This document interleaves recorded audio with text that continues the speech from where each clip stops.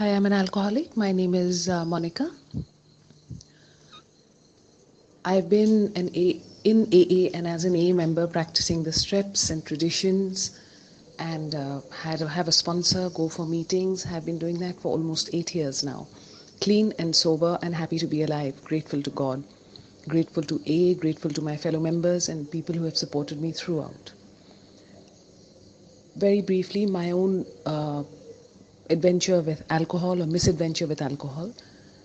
Right from the beginning, I was a very maladjusted child. I was always nervous, unhappy, jealous, upset, underconfident. You name it, that was me. Right from the beginning. And at the age of about 16, 17, when I first had a couple of beers, that was the best I had ever felt in my life. It was freedom. It was, I didn't care how everybody felt about me. It just felt so good, so light, so easy.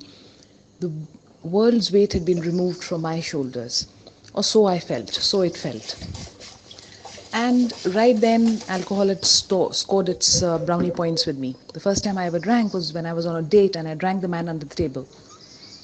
And he was a grown man. He was 15 years older, I was 16, he was 30, and I completely out-drank him. And that itself was possibly, now when I look at it, an alarm signal. I come from a family of women alcoholics. The problem has always gone unaddressed because A was not present and people never really came out of the closet in India. So there started my journey with flirting with alcohol, on and off on a weekly basis. But funny enough, I never socially drank. Right from day one, for some reason, I never socially drank. It was always alone. It was always alone. It was never at a party, never at family get-togethers where it was okay to drink. There was no problem. My mother drank, her friends drank, it was perfectly fine, but I always secretly drank. And I would purchase my own alcohol and whatever I fancied and go to my room at night, and when everybody was sleeping, pick out a glass and pour my drink and get some water from the bathroom tap, which was standard procedure right from the beginning, totally abnormal. As I relied more and more on alcohol to get me through my emotional downs, I turned into a full-time drinker. And then as the story goes, from one drink to two drinks to half a bottle to a liter.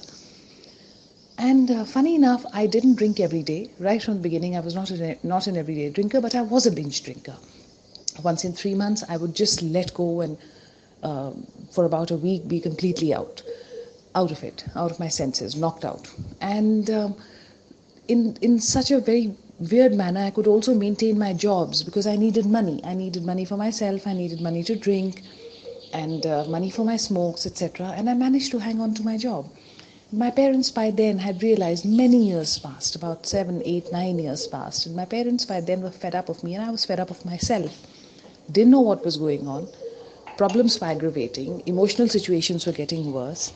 I had lost my job once already, not because I was thrown out, but the arrogance of it. I resigned before they could throw me out. So at the end of it, I decided possibly it was just my parents who were to blame. Nobody understood me, blah, blah, blah. Let's get married. So I got married to escape alcohol, to escape my parents, to escape all the dark feelings that were buried in my chest, buried in my spirit, and for which I always held other people responsible and tried to cure with alcohol. It just wasn't working and I just wasn't ready to see it. In England, again, it started. I stayed there about 15, 16 years and somehow managed to hang on to my job, binge drinking, had a child, marriage broke up, and decided to come back to India with my son. And I came back to India with my son, and I was invited to one of the places, a party where I got so drunk, one very, very rare occasion where I socially drank and of course could not control it. And as luck would have it, there was a very senior Bombay AA member there, an elder statesman, and he told me, he said, I don't know, I don't even remember how he said it, but the concept stuck, go to AA. And I came into AA.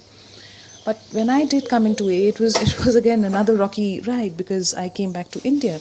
The room was full of Indian men, the sharings were in Hindi, and there was a lot of There were a lot of stares, there were a lot of questions. I was scared. I didn't want to share in front of anyone. I was super conscious. I was super scared. But I was also blessed with the gift of desperation. I was so desperate. I just had to do it. There was no other option. I just had to do it. So I kept coming back, and I thought initially that I was helping them by being there, because somewhere it stuck in my head that I was helping them just as much as they were helping me. So of course I chose to believe I was helping them. So I was going there for a social service cause. And it's been 8 years now, and I kept going back. My sponsor found me in the room. We started off with our steps, traditions, etc. And the life that I have today and the life that I had previously, they are not even remotely connected. Not at all. My thought process, my being, my physical being, my financial being, my relationships, and there have been many very, very bad spots that I have encountered, even in AA, while I was in AA, which nearly, it didn't make me drink, but it could have very easily killed me. It could have killed me. But it just goes on. And for people who say Indian women, Indian, meetings and men and women, in my experience, have found that there are so many kindred spirits reaching out to you when women in India reach the rooms. And yes, there are some wolves, and there are some, and like they are everywhere. So we just stick to the best, and the journey has been very empowering, very empowering. And as far as AA is concerned, fortunately, don't drink and come to the meeting was my motto only for the first month or so, after which I embarked completely. I jumped headlong into the program of action, and that is what has kept me sober. And I'm sober, I'm alive, I'm grateful, I have a job, I have my health, my son is well, my family is well, my relationships blossom and grow, I'm at peace, I make my amends, I say my prayers. Who would have thought a dying, ill, bitter woman like me could have turned it around this way? Thank you, God. Thank you. And thank you, everyone, for letting me share, listening to me. Thank you.